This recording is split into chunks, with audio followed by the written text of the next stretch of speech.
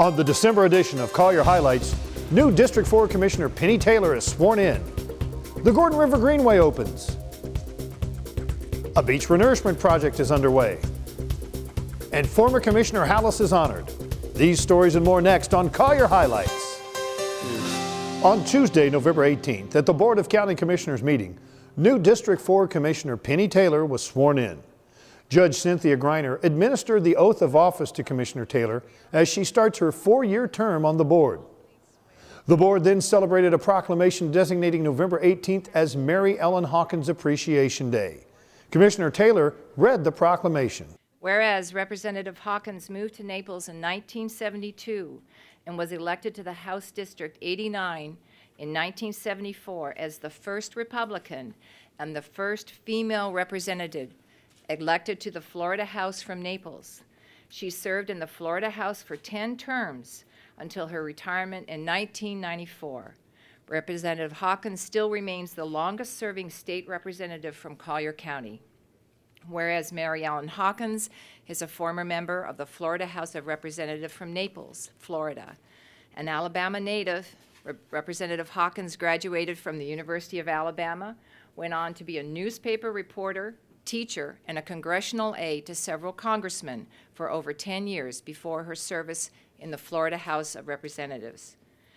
Whereas while in the Florida legislature, Representative Hawkins played a leading role on legislative committees with jurisdiction over growth management, the environment, transportation, education, tourism, and appropriations.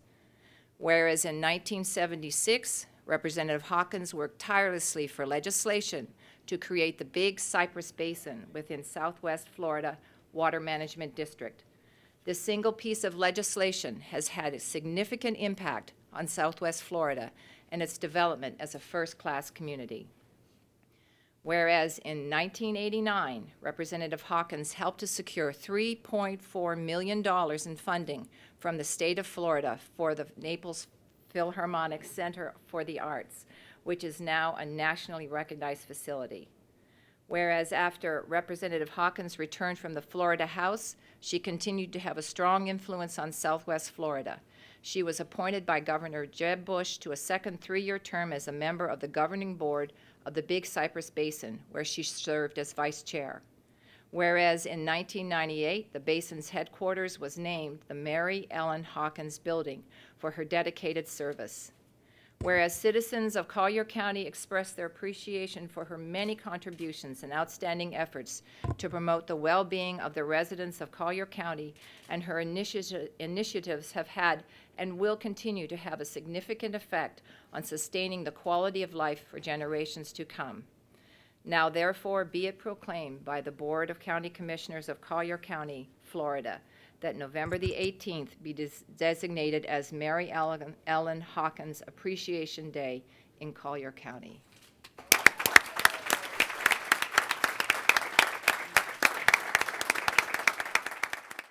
The Commission also recognized 3 county employees who were awarded Distinguished Public Service and Excellence in Public Service Awards from the Greater Naples Chamber of Commerce in association with the Naples Daily News.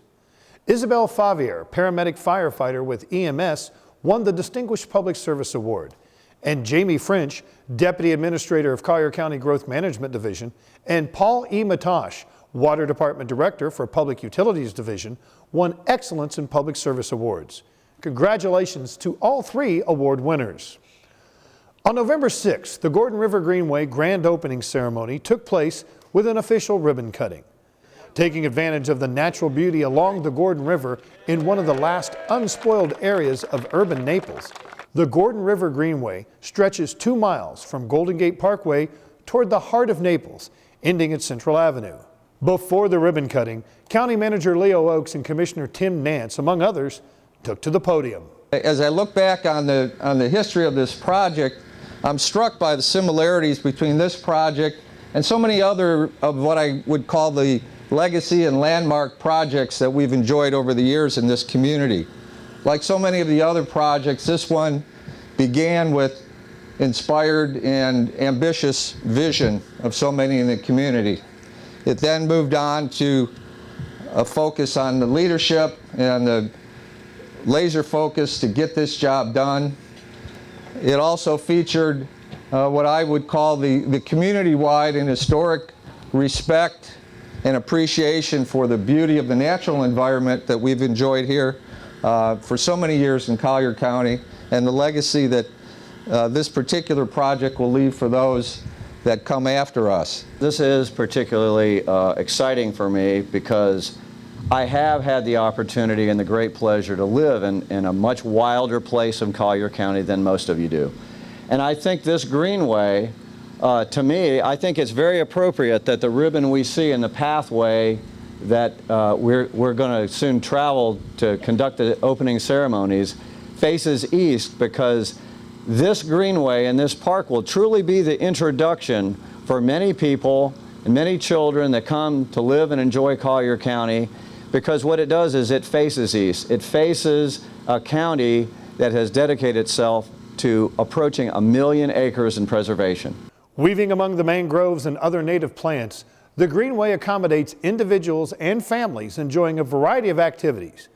The 12-foot wide pathways and 10-foot wide elevated boardwalks are ideal for walkers, hikers, joggers, cyclists, inline skaters, and skateboarders.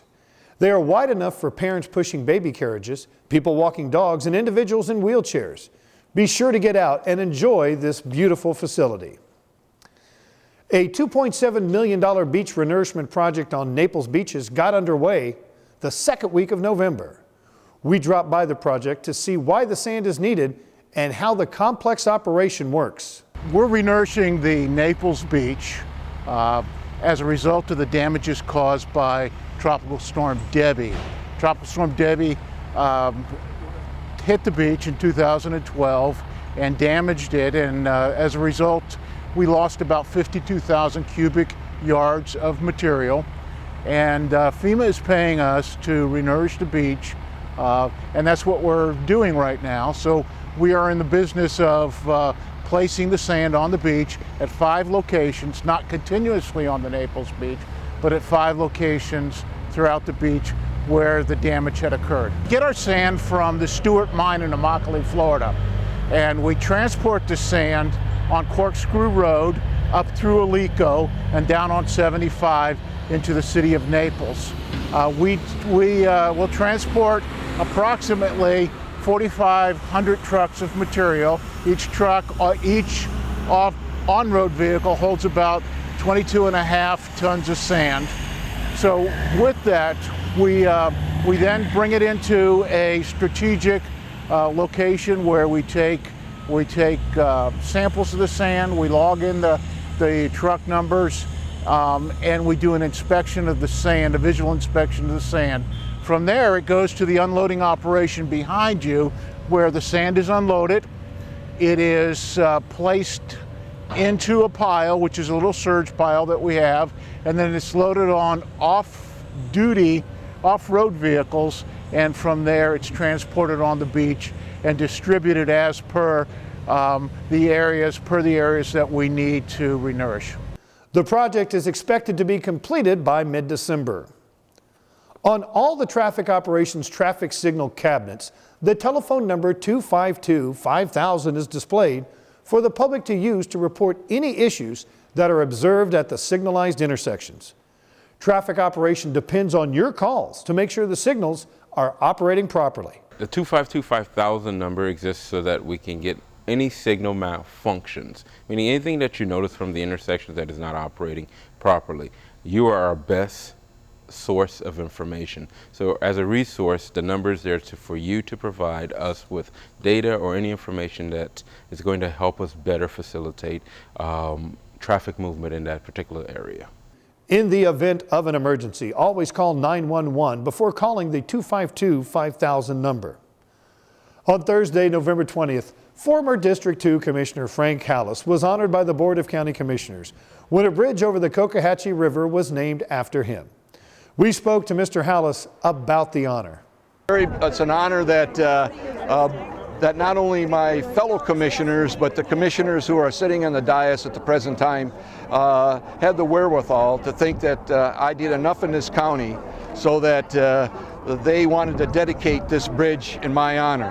And I can tell you that I'm very humbled, very moved about this. We here at Collier Highlights congratulate Mr. Hallis on this honor and thank him for his years of service to Collier County.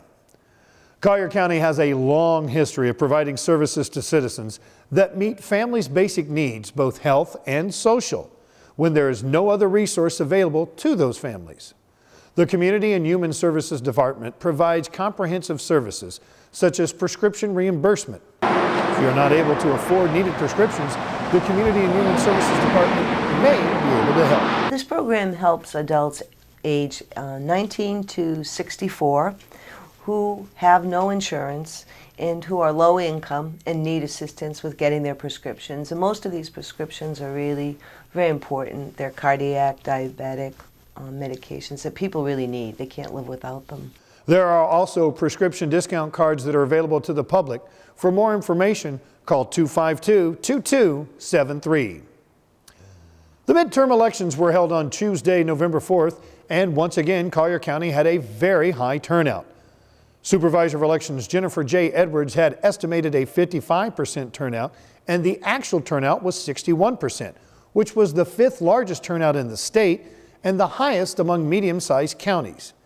In 2012, Collier County led the entire state with an 83% turnout. We talked to Edwards about how Collier residents are choosing to cast their ballots. This cycle, we have 8 early voting locations across the county. And for the general election, we were open for 10 hours a day for 10 days. And for early voting, we had almost 32,000 people vote early. What we're seeing is a trend in more people are voting early and more people are voting absentee. Absentee is trending up and having more of what we refer to as market share of our voters. And so on election day, we had almost 43,000 turnout on election day, and the mail ballots were over 40,000. So it's a third, but we see the growth coming in the mail ballots. If you have any questions about voting in Collier County, call 252-8683 or visit colliervotes.com. On Wednesday, November 19th, the Collier County EMS Department hosted a ceremony to present Phoenix Awards to 96 first responders. The Phoenix Award is named after a mythical phoenix bird which would rise from its ashes after it's died, is presented to first responders who have successfully resuscitated someone whose breathing and heart has stopped.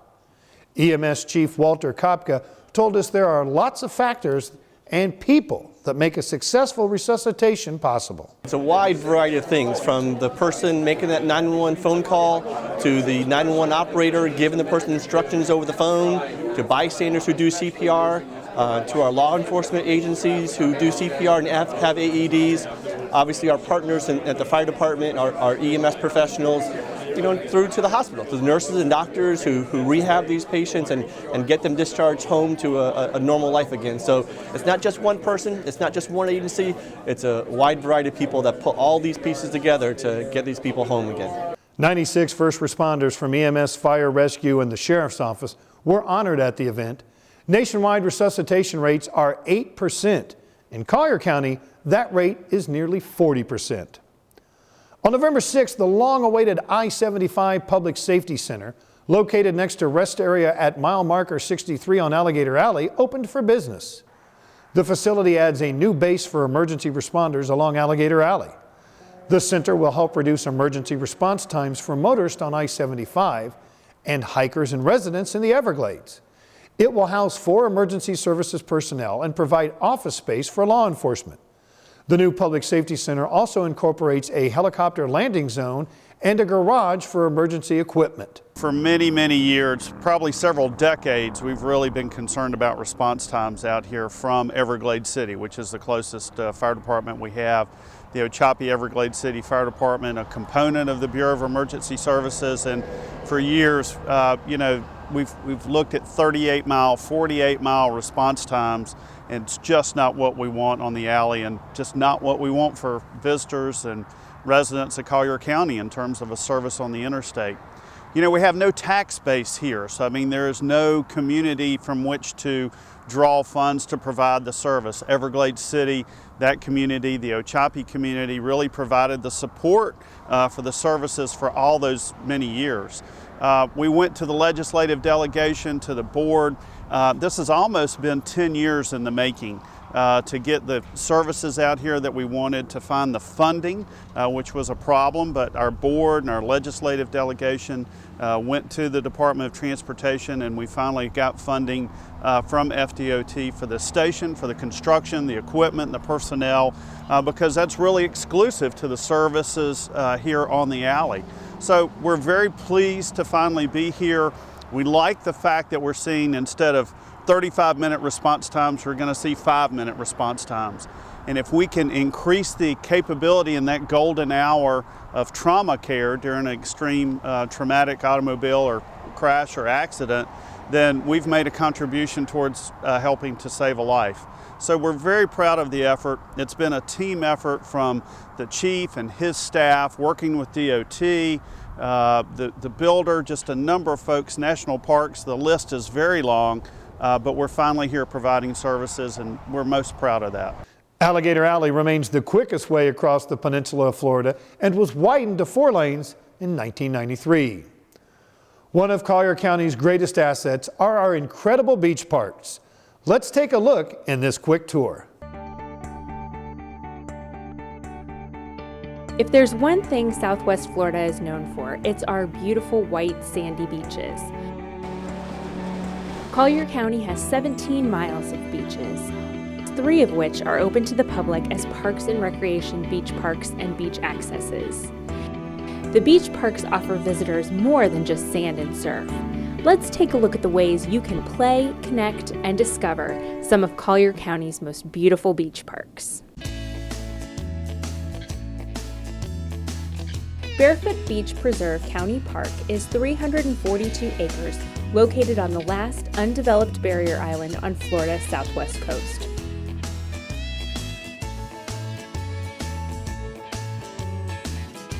Tidal creeks and mangrove swamps separate it from the mainland and serve as a breeding area and nursery for sport and commercial fish and shellfish.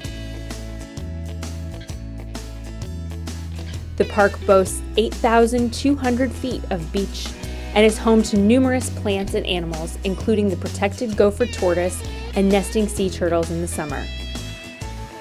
There's also a butterfly garden. Take a guided nature walk on the park's 1-mile nature trail, or rent equipment and buy lunch at the concession stand. The park also boasts showers, a picnic area, bathrooms, and offers beach wheelchairs. The 10 acres of Connor Park, located off 111th Avenue North in North Naples, spans 2 strips of land on either side of Bluebell Avenue. The park offers parking for the nearby beaches, walking paths, and fishing in the Turkey Bay Channel. A walking path under the bridge that spans the Turkey Bay Channel connects the parking on the north side with the park facilities on the south side. A continuation of the bridge links Connor Park to Delnor Wiggins State Park for beach access.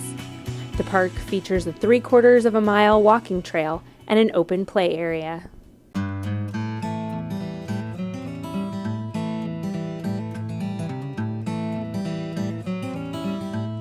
There are fantastic views at Clam Pass Park.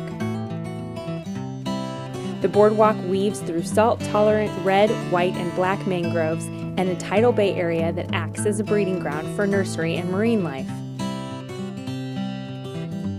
Birds, including eagles, hawks, and osprey, abound in the park. Don't want to walk all that way?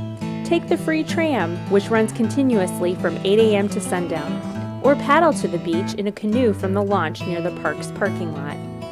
Once you get there, you can get food and drinks and eat in the picnic area and rent beach equipment. The park also has beach wheelchairs available, bathrooms, and foot showers.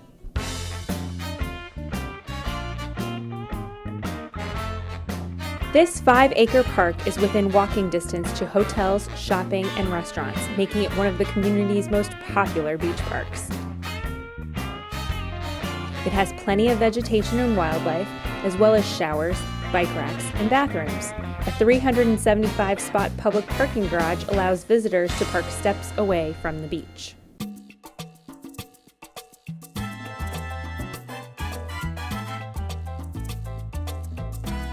Tigertail Beach, located on Hernando Drive on Marco Island, is 31 acres that gives visitors a prime spot to see nesting shorebirds. Got kids? Children will not only have fun in the water, but can also use the playground, play on the sand volleyball court, or take a trip through the butterfly garden. A concession stand allows visitors to rent beach equipment and buy food and drinks, or you can bring your own food and grill on one of the grills in the picnic area. The park also features a bathhouse, 5 boardwalks, and bathrooms. Beach wheelchairs are also available. In addition to the 4 beach parks, Collier County has 3 beach accesses. Barefoot Beach Access, located 20 feet off Bonita Beach Road on Laley Barefoot Boulevard between Barefoot Beach Preserve County Park and Bonita Beach Park. The North Gulf Shore Beach Access is a walking path between the Seagate condominiums and North Gulf Shore Boulevard. The South Marco Beach Access, which can be accessed on a short walk across Collier Boulevard from a parking lot on Swallow Avenue, offers a sable palm-lined walkway between the hotels and condominiums of South Marco Beach. We hope you have enjoyed this tour of Collier County's beach parks. For more information, visit the Collier County Parks and Recreation Department's website. Now let's take a look at some December meetings and events. Parks and Recreation's annual Snowfest will be on Saturday, December 6th from 3 to 9 p.m. at the Golden Gate Community Center. The Board of County Commissioners will meet on Tuesday, December 9th at 9 a.m. in the board chambers on the 3rd floor of the Administration Building on the corner of US 41 and Airport Road. The Metropolitan Planning Organization will meet on Friday, December 12th at 9 a.m. in the board chambers on the 3rd floor of the Administration Building on the corner of US 41 and Airport Road. On Saturday, December 13th, celebrate Christmas around the world at the Immokalee Sports Complex. For more information, call Parks and Recreation at 252-4000. All Collier County offices and non-essential services will be closed on December 25th and 26th for the Christmas holidays. Now, if you want to review all or part of any county commission meeting, visit colliergov.net and click on the video archive section. Once in the archive section, select the meeting you want to review. For BCC meetings, you can use the convenient drop-down menu to select and jump to any item you are interested in. For additional information on Collier County government, visit our Facebook page at facebook.com/CollierGov. You can also check out videos about county government services at the Collier Gov YouTube channel. That's all we have time for on the December edition of Collier Highlights. Thanks for watching. We'll see you next time.